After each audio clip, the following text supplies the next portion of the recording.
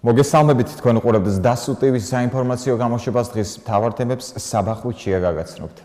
საბჭოთა ოკუპაციის დღესთან დაკავშირებით სახელმწიფო უწყებების შენობებზე სახელმწიფო დროშები დაუშვეს. საქართველოს პარლამენტის 2010 წლის 21 ივლისის დადგენილების თანახმად 25 თებერვალი საბჭოთა ოკუპაციის დღედ არის გამოცხადებული. ოკუპაციის ასეულ ათასობით მსხვერპლთა პატივსაცემად ამ დღეს საქართველოს მთელ ტერიტორიაზე სახელმწიფო დროშები ეშვება. 1921 წლის 25 თებერვალს რუსეთის წითელმა არმიამ თბილისი აიღო და საქართველოს საყოველთაო და თავისუფალი არჩევნების გზით არჩეული ხელისუფლება დაამხორის შედეგადაც განახორციელა საერთაშორისო სამართლის სუბიექტის საქართველოს დემოკრატიული რესპუბლიკის ანექსია.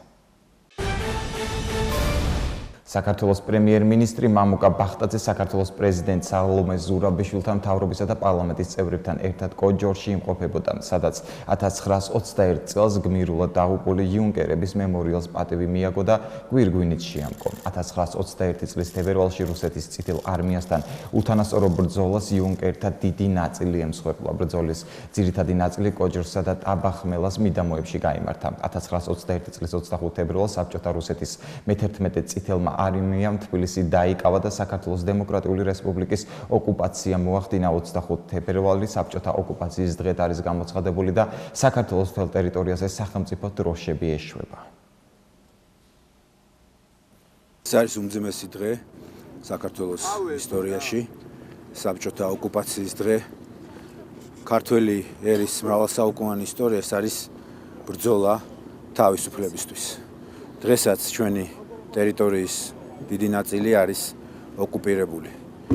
და ჩვენივე ისტორია გვაძლევს მაგალითს, რომ თავისუფლება ყოველთვის ამარცხებს ოკუპაციას და ეს ასე მოხდება. მე ქეთს ვიხრი ყველა ქართველი გმირის წინაშე, რომელმაც თავი შესწირა თავის სამშობლოს თავისუფლებას და დამოუკიდებლობას. სარეიტინგო კომპანია ხვიჩმა საქართველოს სუვერენული საკრედიტო რეიტინგი ერთი ნიშნულით გააუმჯობესა. ამასთან დაკავშირებით საქართველოს მთავრობის ადმინისტრაციაში პრემიერ-მინისტრმა მამუკა ბახტაძემ ბრიფინგი გამართა. საერთაშორისო სარეიტინგო სააგენტო ხვიჩმა საქართველოს სარეიტინგო პოზიცია გააუმჯობესა. ეს არის უზარმაზარი წარმატება და მეტიც. დღევანდელი მონაცემებით ჩვენ ვართ ერთადერთი ქვეყანა ფართო რეგიონში, რომელიც ხვიჩის რეიტინგში დაწინაურდა. რას ნიშნავს საერთაშორისო საკრედიტო რეიტინგში დაწინაურება? ეს ნიშნავს იმას, რომ ჩვენი ეკონომიკა არის უფრო კონკურენტუნარიანი, ჩვენ შევძლებთ მეტი ინვესტიციების მოზიდვას, ჩვენ შევძლებთ მეტი სამუშაო ადგილების შექმნას. ეს ნიშნავს, რომ ჩვენ ეკონომიკაში გვაქვს უკვე ნაკლები რისკები და ეს აისახება იმაზე, რომ საპროექტო განაკვეთები კრედიტებზე კიდევ უფრო გაიაფთება. ეს არის ერთმნიშვნელოვანი მხარდაჭერა იმისა, რომ საქართველოს მთავრობა ახორციელებს სწორ ეკონომიკურ პოლიტიკას. რეიტინგში წისვლა კიდევ უფრო აძლიერებს ჩვენს მიმართ საერთაშორისო ინსტიტუტების და ზოგადად ინვესტორების ნდობას.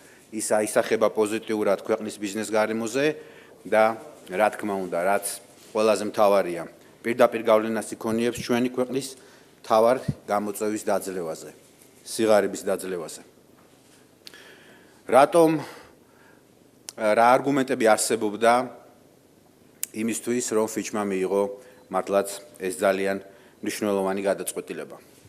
ჩვენ შევძელით ის, რომ შევამცირეთ მიმდინარე ანგარიშის დეფიციტი. ეს არის ისტორიული პრობლემა ჩვენი ეკონომიკის, რომ საქართველოს გახდა იმპორტზე დამოკიდებული ქვეყანა. და ჩვენ შევძელით და ეს ძალიან მძიმე მოცემულობა შევცვალეთ.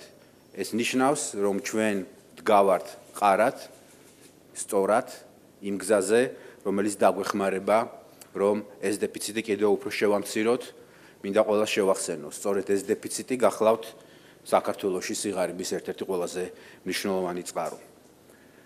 ყველაზე მნიშვნელოვანი არგუმენტი, რატომაც ხვიჩმა ეს გადაწყვეტილება მიიღო, რომელიც ის თავის ტექსტშიც ახსენებს, გახლავთ ის, რომ შარშან წლის მეორე ნახევარში, მიუხედავად იმისა, რომ რეგიონმა გადაიტანა ძალიან მძიმე ეკონომიკური პერიოდი, ჩვენ მოვახერხეთ და საქართველოს ეკონომიკა გავხადეთ უფრო მდგრადი და მედეგი გარეშოკების მიმართ. ეს განპირობებულია ჩვენს მიერ გატარებული სწორი პოლიტიკით და აქ მე რა თქმა უნდა პირველ რიგში უნდა აღვნიშნო ჩვენი ლარიზაციის სტრატეგია. რეიტინგის გაუმჯობესების ერთ-ერთი მნიშვნელოვანი ფაქტორია მიმზიდველი ბიზნეს გარემო და სახელმწიფოს სწორი მიდგომები, ასევე ის, რომ საქართველო იკავებს სოფლიო ბიზნესის კეთების სიმარტივის მიხედვით რეიტინგში მე-6 ადგილს და რა თქმა უნდა ის, რომ ჩვენ ვართ მოწინავე რეფორმატორი ქვეყანა. ჩვენი ეკონომიკის სიმტკიცეს განაპირობებს ჩვენი ეკონომიკის დივერსიფიკაცია, სწორი ფისკალური და მონეტარული პოლიტიკა, რასაც ზურგს უმაგრებს საერთაშორისო სავალუტო ფონდის პროგრამის ზედმიწევნით შესრულება. ფიჩმა ასევე პოზიტიურად შეაფასა ჩვენს საფინანსო სექტორში არსებული მდგომარეობა, რაც ხელს უწყობს ზოგადად საბანკო სექტორში ლიკვიდობის, აქტივების ხარისხის და სხვა ამაჩვენებლების ზრდას. ამ მხრივ, რა თქმა უნდა, აღსანიშნავია ეროვნული ბანკის სწორი პოლიტიკა, რაც რეიტინგში დაწინაურებისთვის გახდა ერთ-ერთი მთავარი წინაპირობა. რეიტინგის სენსიტიურობის ანალიზის მიხედვით ყველა ის რეფორმა თუ ინიციატივა, რომელსაც ვატარებთ ჩვენს ეკონომიკაში და რომელიც მიმართულია ფისკალურ და მაკროეკონომიკურ სტაბილურობაზე, პოზიტიურ გავლენას მოახდენს რეიტინგის შემდგომ გაუმჯობესებაზე. ასევე მინდა აღვნიშნო, რომ ფიჩის რეიტინგის მიხედვით ძალიან დადებითად არის შეფასებული საპენსიო რეფორმა. საპენსიო ფონდის შექმნა, რომელიც მომავალშიც ხელს შეუწყობს დეფიციტის შემცირებას და გააჯანსაღებს პროცესს. ფიჩის შეფასება და დაწინაურება საქართველოს საკრედიტო რეიტინგში გახლავთ ყველაზე ნათელი პასუხი. ხშირ შემთხვევაში შეიძლება უცოდნირობით გამოწვეული, მაგრამ ამავე დროს ხშირ შემთხვევაში პოლიტიკური პოპულიზმით ნაკარნახები კრიტიკოსების მიმართ. საქართველოს მთავრობა ახორციელებს ფუნდამენტურ რეფორმებს, რომელიც ჩვენს ეკონომიკას ხდის უფრო კონკურენტუნარიანს და ეს არის კონკრეტული ფაქტი. ამასთან ერთად, პირადად ჩემთვის ეს არის კიდევ ერთი ნათელი მაგალითი იმისა, რომ ჩვენ აუცილებლად შევძლებთ, რომ მივახციოთ წარმატებას ჩვენს მთავარ სტრატეგიაში და საქართველო ვაქციოთ რეგიონალურ ეკონომიკურ ცენტრად. მინდა ყველას შეგახსენოთ კიდევ ერთხელ, დღევანდელი დღის მოცემულობით სწორედ საქართველო არის ის ერთადერთი ქვეყანა, რომელსაც გააუმჯობესეს, რომელსაც აუწიეს საკრედიტო რეიტინგი. და საკრედიტო რეიტინგი საქართველოს გაუმჯობესეს იმ მთავარი არგუმენტის ფონზე, რომ შარშან სწორედ საქართველოს ეკონომიკა მარჩვენა ყველაზე მდგრადი დამოკიდებულება საგარეო პრობლემების და საგარეო შოკების მიმართ. საქართველოს დაწინაურება გავლენიან საერთაშორისო რეიტინგებში უკვე ტენდენციად იქცა, თუმცა დარწმუნებული ვარ, რომ ეს არ არის ჩვენი მაქსიმუმი. ჩვენ მხოლოდ ორი ნაბიჯი გვჭება იმისთვის, რომ მივიღოთ საინვესტიციო რეიტინგი, რომელიც ერთხელ და სამუდამოდ დაგვეხმარება იმაში, რომ ყოფითი პრობლემები საქართველოში გადავლახოთ. მაგრამ რაც თავარია, ეს ყველაფერი უნდა აისახოს მოსახლეობის ცხოვრების დონეზე. და რაც შეიძლება სწრაფად. ჩვენთვის ჯერ კიდევ სიღარიბე სამწუხაროდ ყველაზე მტკივნეულ გამოწვევად რჩება. და არც ერთი რეიტინგი არაფერს არ ნიშნავს, თუ ეკონომიკური წისვლა არ იქნა ყველასთვის ხელშესახები და ჩვენს მოსახლეობაზე ორიენტირებული. ამიტომაც ჩვენ განსაკუთრებით ყურადღებას უთმობთ ინკლუზიურ ზრდას და ჩვენ კმაყოფილებელი ვიქნებით მხოლოდ მაშინ, როდესაც ეს ყველაფერი ჩვენი მოქალაქეების ცხოვრების დონეზე აისახება და წისვლა ყველასთვის იქნება ხელშესახები. აქვე რა თქმა უნდა, მინდა ვისარგებლო შემთხვევით და მადლობა გადაუხადო ჩვენი გუნდის ყველა წევრს, ვინაიდან თითოეულმა მათგანმა მართლაც ტიტანური შრომა გასწია იმისთვის, რომ საქართველოს მიეღწია ამ წარმატებისთვის. საქართველოს პრეზიდენტი სალომე ზურაბიშვილი საქართველოს კათოლიკოს პატრიარქს ილია მეორეს შეხვდა და ბოლო პერიოდში ევროპის ქვეყნებში განხორციელებული ვიზიტების შედეგები განეხილა. აღნიშნა ქართულ დიასპორასა და ქართულ სტუდენტებთან შეხვედრების მნიშვნელობა და ევროპელი პარტნიორების მიერ საქართველოს მიმართ გამოხატული მაღალი ნდობა. ხაზი გაესვა ქართველოლოგიის როგორც მეცნიერების მიმართულების გაძლიერებისა და განვითარების მნიშვნელობას. შეხვედრას პრეზიდენტის ადმინისტრაციის უფროსი ლაშა ჟვანია და საპატრიარქო ტახტის მოსაყვნე მიტროპოლიტი საგარეო საქმეთა მინისტრი დავით ზალკალიანი სოფლის მხარდაჭერის პროგრამის ფარგლებში დაბა ბაკურიანის მოსახლეობას შეხვდა. მინისტრი ბაკურიანელების სოფლის კრებას დაესწრო და ადგილზე მიიღო სრული ინფორმაცია მოსახლეობის საჭიროებებისა და მათ წინაშე მდგარი გამოწვევების შესახებ. სოფლის მხარდაჭერის პროგრამამ რეგიონული განვითარებისა და ინფრასტრუქტურის სამინისტრომ 2019 წლის 1 იანვრიდან ახლებულის სახით დაიწყო და გულისხმობს მუნიციპალიტეტებში 5,000-დან 10,000 ლარამდე ღირებულებების მცირე ინფრასტრუქტურული პროექტების დაფინანსებას. მნიშვნელოვანია, რომ პროგრამისთვის პროექტები შეირჩევა უშუალოდ მოსახლეობის გადაწყვეტილებით დასახლებებში გამართულ საერთო კრებების სხდომაზე. სოფლის კრებები თებერვლის ბოლომდე ქვეყნის ყველა მუნიციპალიტეტებში ჩატარდება. ჩვენ გქონდა შეხვედრა, ვისაუბრეთ რა თქმა უნდა სოფლის მხარდაჭერის პროგრამაზე, რომელიც საქართველოს მთავრობის ერთ-ერთი პრიორიტეტული მიმართულება გახლავთ. ძალიან მნიშვნელოვანია, რომ საქართველოს მთავრობას მუდმივად გქონდეს კომუნიკაცია საზოგადოებასთან, მათგან მოვისმინოთ ის პრობლემები, რისი გადაჭრაც მათ სურთ ამ პროგრამის ფარგლებში, მოგეხსენებათ, რომ განსაკუთრებული ყურადღება ენიჭება რეგიონალური განვითარების სამინისტროს მხრიდან, მნიშვნელოვნად გაიზარდა მიმდინარე წლის ბიუჯეტში დაფინანსება და ეს ყველა მნიშვნელოვანი ინიციატივა და პროექტი, რომელიც წამოვა საზოგადოებისგან, იქნება მხედველობაში მიღებული და გათვალისწინებულია. ბუნებრივია, მე როგორც საგარეო საქმეთა მინისტრმა ასევე ვისაუბრე იმ მნიშვნელოვან პრიორიტეტებზე, რომელიც ქვეყანას აქვს ევროკავშირში ინტეგრაციის გზაზე და თუ რა სიკეთები მოაქვს ევროკავშირში ინტეგრაციას საქართველოსთვის, განსაკუთრებული ყურადღება გამოვახვილე იმ პროექტებზე, რომელიც მას უკვე ხელშესახების შედეგები მოიტანა, ისეთი როგორც არის ემპარდის პროგრამა,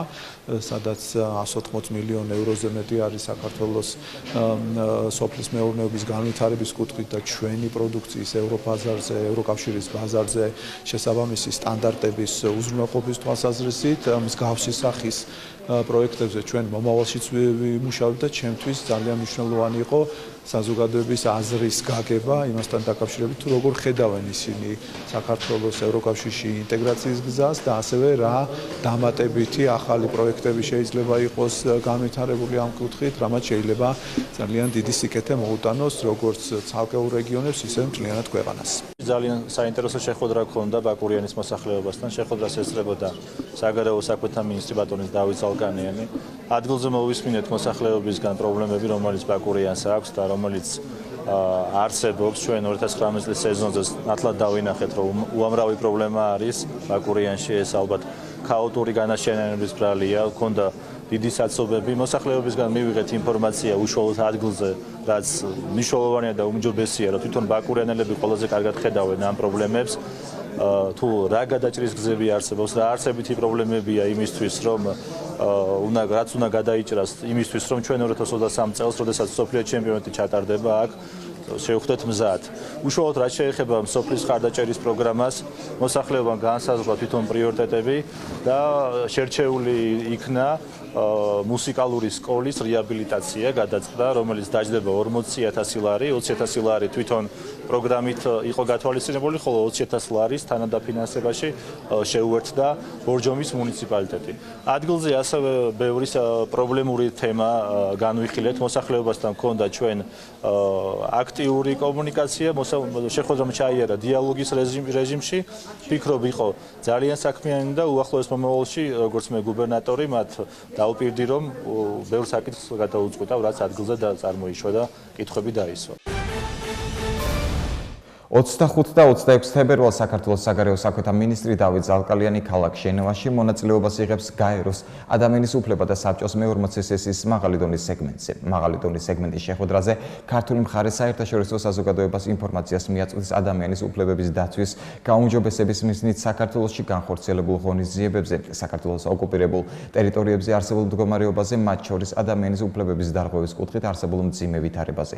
ვიზიტის ფარგლებში დაგეგმილია დავით ზალკალიანის შეხვედრები გაეროს ადამიანის უფლება და საბჭოს პრეზიდენტთან, გაეროს ადამიანის უფლებათა უმაღლეს კომისართან, გაეროს ტოლულთა უმაღლეს კომისართან, მონაწილე სხვადასხვა ქვეყნის საგარეო საქმეთა მინისტრებთან და სხვა პირებთან.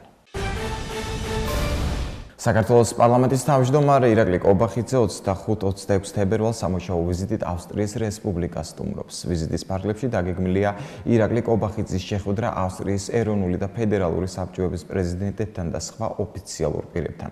საქართველოს პარლამენტის თავმჯდომარე ასევე შეხვდება ეუთოს გენერალურ მდივანს. ვიზიტის ფარგლებში საქართველოს პარლამენტის თავმჯდომარე ვენის დიპლომატიურ აკადემიას ეწვევა, სადაც დამსწრეებს სიტყვით მიმართავს. ასევე დაგეგმილია საქართველოს პარლამენტის თავმჯდომარის შეხვედრა ავსტრიაში მცხოვრები ქართული დიასპორის წარმომადგენლებთან. დელეგაციის შემადგენლობაში საქართველოს პარლამენტის წევრები სოფო კილაძე, ანდრი ოხანაშვილი, რატი იონათაშვილი, ლელა ქებურია და საქართველოს პარლამენტის თავმჯდომარის კაბინეტის უფროსი ნიკოლოზ სამხარაძე შედიან.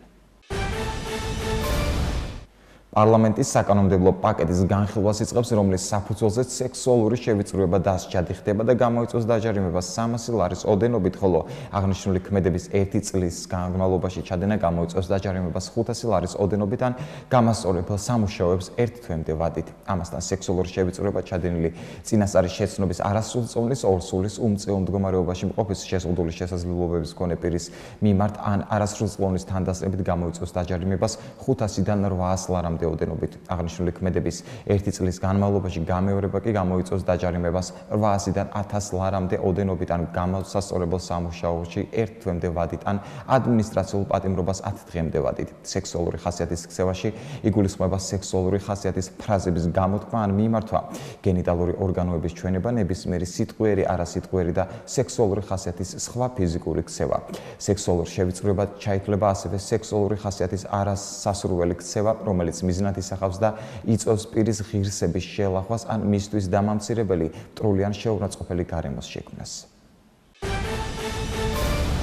დედაქალაქის საზღვრებში დგომა, გაჩერებისა და პარკირების წესების დაცვის მიზნით ადმინისტრაციული პასუხისმგებლობა მკაცრდება. პარლამენტის ბიუროს ადმინისტრაციულ სამართალდარღვევათა კოდექსში ცვლილებები წარიდგინა, რომლის მიხედვით სამართალდარღვევად განისაზღვრება და დგინდება ჯარიმები შემდეგი შემთხვევებისთვის: ტაქსის პარკირებისთვის განკუთვნილ ადგილზე არაუფლებამოსილი პირის მიერ სატრანსპორტო საშუალებების პარკირება ჯარიმა 50 ლარი, ბასლაინებზე მოძრაობა, გაჩერება ან დგომა ჯარიმა 100 ლარი, სატრანსპორტო საშუალებების გზაზე გაჩერება დგომა ჯარიმა 100 ლარი, ელექტროძრავიანი ავტომობილებისთვის განკუთვნილ ადგილზე პარკირება ჯარიმა 50 ლარი, დედაქალაქის ტერიტორიაზე პარკირების ადგილზე პარკირებული სატრანსპორტო საშუალების გამოყენება მესამეწარმეო საქმიანობის მიზნით ჯარიმა 200 ლარი, განმეორებით შემთხვევაზე კი 400 ლარი. ამასთან სამეწარმეო საქმიანობის განმახორციელებელი ვალდებულია დაუყოვნებლივ ადმინისტრაციული სამართალდარღვევის ოქმის შედგენიდან არა უგვიანეს 1 საათისა შეწყვეტოს აღნიშნული საქმიანობა. დედაქალაქის ტერიტორიაზე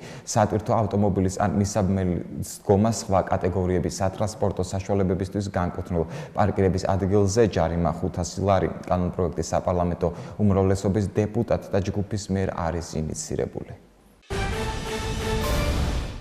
დედაქალაქში ჰაერის დაბინძურების პრევენციის მიზნით ადმინისტრაციულ სამართალდარღვევათა კოდექსში ახალი სახის ჯარიმები შემოდის. პროექტი პარლამენტის გარემოს დაცვისა და ბუნებრივი რესურსების კომიტეტის ფარგლებში მომზადდა და მისი ინიცირება უმრავლესობის დეპუტატთა ჯგუფის მიერ იგეგმება. თბილისის ტერიტორიაზე ბეტონმზიდი მანქანის გადაადგილებისას გზის სავალ ნაწილზე ბეტონის დაღვრა გამოიწვევს ფიზიკური პირის დაჯარიმებას 200 ლარის ოდენობით, ხოლო იურიდიული პირის 500 ლარის ოდენობით. იგივე ქმედების განმეორების შემთხვევაში 500 ლარიანი და 1000 ლარიანი ჯარიმებია გათვალისწინებული. ჯარიმას ექვემდებარება ასევე მეორადი საბურავების შავი და ფერადი ლითონის ჯარდის ექსპლუატაციიდან გასული სატრანსპორტო საშუალებების და მათი ნაწილების მარტივად აალებადი, ფეთქებადი ან ამტვერებადი ნივთიერებების განთავსებისა და რეალიზაციის წესის დარღვევა და ითვალისწინებს ჯარიმას ფიზიკური პირის შემთხვევაში 500 ლარის ოდენობით, ხოლო იურიდიული პირის შემთხვევაში 1000 ლარის ოდენობით. იგივე ქმედება ჩადენილი განმეორებით გამოიწვევს ფიზიკური პირის მიმართ 1000 ლარის ოდენობით, იურიდიული პირის 3000 ლარის ოდენობით დაჯარიმებას. დასჯადი ხდება და ასევე ფულად ჯარიმას ითვალისწინებს თბილისში ამტვერებადი მასალის სველი მეთოდის გარეშე დამუშავება და ღია სივრცეში მასალის შეფუთვის გარეშე განთავსება. ამტვერებადი მასალის სველი მეთოდის გარეშე დამუშავების შემთხვევაში ფიზიკური პირი 500, ხოლო იურიდიული პირი 1000 ლარით ჯარიმდება. იგივე ქმედება ჩადენილი განმეორებით გამოიწვევს ფიზიკური პირის დაჯარიმებას 1000 ლარის ოდენობით, იურიდიული პირის დაჯარიმებას 2000 ლარის ოდენობით. რაც შეეხება ამტვერებადი მასალის შეფუთვის გარეშე განთავსებას, აღნიშნული მასალის დარღვევა გამოიწვევს ფიზიკური პირის დაჯარიმებას 200 ლარის ოდენობით, იურიდიული პირის დაჯარიმებას 500 ლარის ოდენობით, იგივე ქმედება ჩადენილი განმეორებით გამოიწვევს ფიზიკური პირის დაჯარიმებას 500 ლარის ოდენობით, იურიდიული პირის დაჯარიმებას კი 1000 ლარის ოდენობით. სანქციები წესდება ამტვერებადი მასალების დარღვევით ტრანსპორტირების დროსაც, კერძოდ იგრძალება ამტვერებადი მასალის გადაუხურავი ან ნაევრად დახურული ავტოსატრანსპორტო საშუალებით გადაზიდვა. ამასთან პირს სანქცია დაეკისრება იმ შემთხვევაშიც, თუ ამტვერებადი მასალის დატვირთვა გადმოტვირთვისას სამშენებლო მოედნიდან ძარა გაურეცხავი ან საბურავ გაურეცხავი ავტოსატრანსპორტო საშუალებით გამოვა და ქალაქში გადაადგილდება. ამერიკული მაღალ რეიტინგული სერიალის პრისონ ბრეაკის ერთ-ერთმა მთავარმა გმირმა დომინიკ პარსელმა საქართველოში იმოგზაურა. პოპულარულ ავსტრალიელ მსახიობს ეკონომიკისა და მდგრადი განვითარების სამინისტროს ტურიზმის ეროვნული ადმინისტრაციის ხელმძღვანელი მარიამ ქრივიშვილი შეხვდა. დომინიკ პარსელს მარიამ ქრივიშვილმა თბილისის ისტორიული უბნები უჩვენა და საქართველოს ტურისტული შესაძლებლობების შესახებ ისაუბრა. შეგახსენებთ, რომ დომინიკ პარსელს ინსტაგრამზე 1 მილიონზე მეტი მიმდევარი ჰყავს. აქედან წასული ადამიანები და განსაკუთრებით როდესაც ვსაუბრობთ კონკრეტულად ამ ადამიანზე, დომინიკ პარსელზე, რომელიც დღეს ჩვენთან ერთად იმყოფებოდა თბილისის ცენტრალურ ტურისტულად აქტიურ მიმართულებაზე, ის დატვირთულია ძალიან ბევრი პოზიტიური ემოციით, ძალიან მოწონს ის, რაც ნახა საქართველოში, მისი ასე ვთქვათ ვიზიტის ფარგლებში და შესაბამისად ჩვენ ვფიქრობთ, რომ ის დღეიდან უკვე იქნება ჩვენი ერთ-ერთი კეთილის მოსურნე და ისაუბრებს საქართველოზე იმ დადებითი ემოციებით, რა ემოციები მან მიიღო მოგზაურობის დროს. ტურიზმის ეროვნული ადმინისტრაციის ხელმძღვანელმა მარიამ ქრივიშვილმა ბულგარელ ჟურნალისტებს გუდაურში უმასპინძლა. მარიამ ქრივიშვილმა უცხოური მედიის წარმომადგენლებს სამთო კურორტის პოტენციალი გააცნო და მათთან ერთად გუდაური კობის დამაკავშირებელი ახალი საბაგირო იმგზავრა. ადმინისტრაციის ხელმძღვანელმა ჟურნალისტებს რეგიონში ყველაზე გრძელი საბაგირო გზის მნიშვნელობა აუხსნა და საქართველოს სხვადასხვა სამთო კურორტების შესაძლებლობებზე ესაუბრა. გუდაურამდე ბულგარელი ჟურნალისტები საქართველოს სხვადასხვა რეგიონებში იმყოფებოდნენ. პრესტური, ეკონომიკისა და მდგრადი განვითარების სამინისტროს ტურიზმის ეროვნული ადმინისტრაციის ორგანიზებით გაიმართა. ბულგარელი ჟურნალისტების 6 კაციანი ჯგუფი საქართველოში კულტურის, ღვინის ტურიზმისა და სამთო-სათხილამურო კურორტების გაცნობის მიზნით ჩამოვიდა. საქართველოს შესახებ მომზადებულ სატელევიზიო სიუჟეტებს და სტატიებს ათასობით ბულგარელი ტელემაყურებლები და მკითხველი გაიცნობა. ტურიზმის ეროვნული ადმინისტრაციის ხელმძღვანელმა ბულგარელ ჟურნალისტებს საქართველოს შესახებ ვრცელი ინტერვიუ მიუძღვნა. ტურიზმის ეროვნულმა ადმინისტრაციამ დღეს გუდაურში უმასპინძლა ბულგარეთის ყველაზე ასე ვთქვათ გავლენიან ჟურნალისტებს, მათ შორის იყო ეროვნული ტელევიზია, რომელსაც 4 მილიონამდე ყავს მაყურებელი. დღეს ჩვენი მისია იყო, რომ მათ სწორედ დაენახათ ის ტურისტული პოტენციალი, რასაც გუდაური დღეს თავაზობს და ახალი პროდუქტი, რაც არის კობი გუდაურის. ჩვენთვის მნიშვნელოვანია, როგორც არაერთხელ აღვნიშნეთ, ახალი ბაზრები, განსაკუთრებით ევროპული ბაზრები. ჩინეთის ქალაქ შანხაიში გამართულ მსოფლიო პირველობაზე ქართულმა კიკბოქსიორმა დავით ქირიამ ჩემპიონობა მოიპოვა. მან ფინალში ჩინელი მეტოქე დაამარცხა და 70 კილოგრამიანი წონით კატეგორიაში მსოფლიოს პირველობის გამარჯვებული მესამედ გახდა.